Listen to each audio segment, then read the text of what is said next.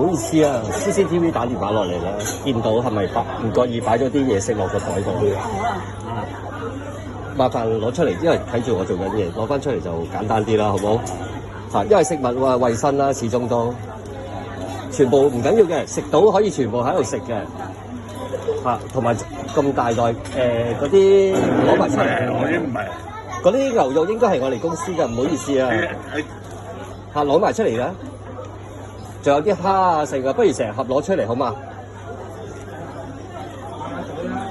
始終都要保障翻顧客噶嘛。食幾多唔緊要嘅，我哋大把時間，但係就唔可以攞走嘅，因為將貼晒出嚟噶啦。麻煩晒。咁咪攞咯。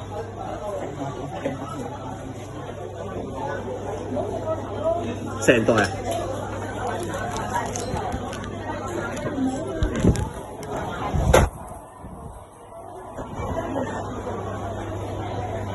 生熟嘅，唔好意思啊。